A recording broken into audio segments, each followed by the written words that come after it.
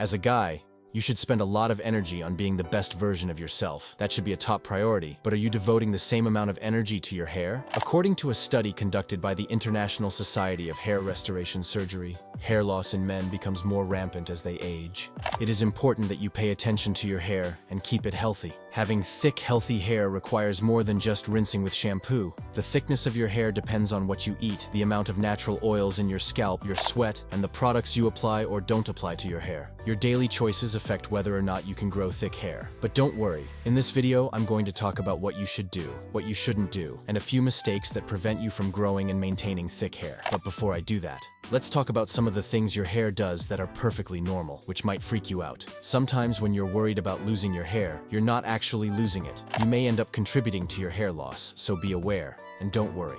First, your hair will fall out. This is normal. If your hair is not falling out at all, you should be concerned. Because if your hair is not falling out, it means it is not growing. Falling out 100 to 200 hairs a day is normal.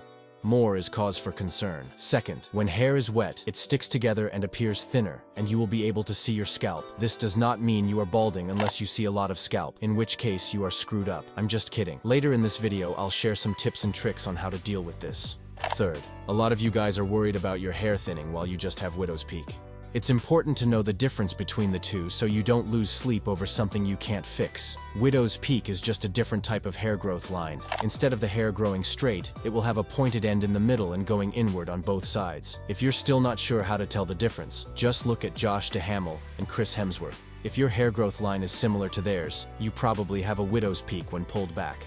Fourth, if your hair is really thinning, it will look one of three ways. Youthful hair growth line. This means that your hair growth line will be mostly in your youth, but older guys can keep their youthful hair growth line as well. A mature hairline will thin out little by little with age, but will never become completely balding. A completely balding hairline will thin out quickly. A widow's peak can give the illusion of receding, but if you are really receding, it will start around your temple. The sooner you take action, the better chance you have of dealing with it. Fifth, baby hairs around your temple are normal and not a sign that you are going bald. It is very common for the hair around your temple to be thin and frizzy, so stop worrying about it and embrace it. Now that we've covered what you shouldn't worry about, let's talk about when you should worry and why. If you take proper care of your hair, you can expect it to grow and stay healthy and thick. But if you're losing your hair and it's thinning, it means you're doing something wrong. So let's look at some of the reasons why your hair is not thick or healthy. We're going to talk about this in two parts, the inside part and the outside part. Part 1. There are a few things that your body needs in order to produce healthy hair follicles. If you are not getting enough iron,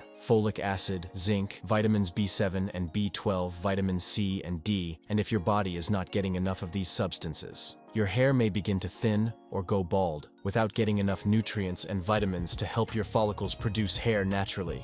Vegetables contain many nutrients that your hair needs to grow. It's a shame you didn't listen to your mom about greens, isn't it? But it's not too late for you. Start eating lots of spinach, avocados, beets, root vegetables, berries, nuts, eggs, beans, and sweet potatoes, and watch the health of your hair improve.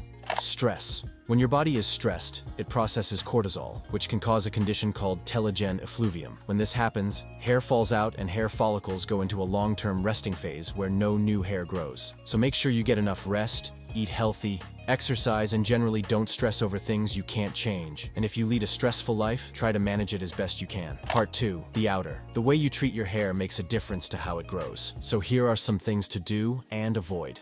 First, stop shampooing your hair too often. You should not shampoo your hair every day as it deprives your hair of its natural oils. Yes, your hair produces natural oils, and so does your skin. Honestly, for most hair types, I recommend shampooing just once a week. And when you do shampoo, use sulfate-free shampoos because shampoos that contain sulfates can cause protein loss and scalp irritation. Second, if you are addicted to washing your hair every day, co-washing can be an alternative. Co-washing is essentially washing with conditioner instead of shampoo. It is less strong and doesn't strip your hair of its strength. If you have fine hair, opt for lighter conditioners. And for thicker hair, go for thicker conditioners. Third, some of you wash your hair not only every day but also after a workout. This is too much for your hair. I understand wanting to wash your hair after sweat. But there is a trick to keeping your hair fresh after sweat without washing it. The first step is to use a powder-based dry shampoo before your workout to absorb the sweat and natural oils. And if you have long hair, style it in a high bun during your workout. It is important that the bundle is loose and not too tight. This will keep the sweat from sticking to your back and retain volume after your workout. While you shower, keep your hair in a high bun to keep it from getting wet. Then set your hair dryer on a cool temperature and blow dry your hair to dry the sweat from the roots. You can also spritz your hair with dry shampoo to freshen up your hairstyle.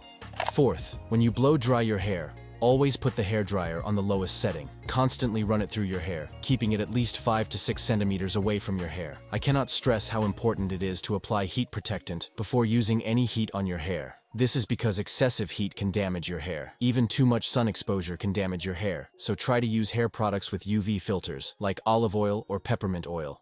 And when it comes to thick hair, your diet is also important. You need to make sure you are providing your body with the nutrients it needs to grow. First, make sure you are drinking enough water and eating enough vegetables, fruits, and proteins that contain fiber. Second, in addition to your diet, you need to supplement it with vitamins for hair growth. Third, hair needs moisture to grow, so apply plenty of natural oils and serums regularly. Oiling your hair with oil enhances hair growth. Use coconut oil once a week or a day before shampooing and lubricate your scalp in circular motions. This is an age-old practice that not only keeps your hair and scalp healthy, but also stimulates new hair growth. Follow these steps and you will definitely see results. It's important to stay consistent and patient. Let me know what topic you would like to cover next time. I'll see you in my next video.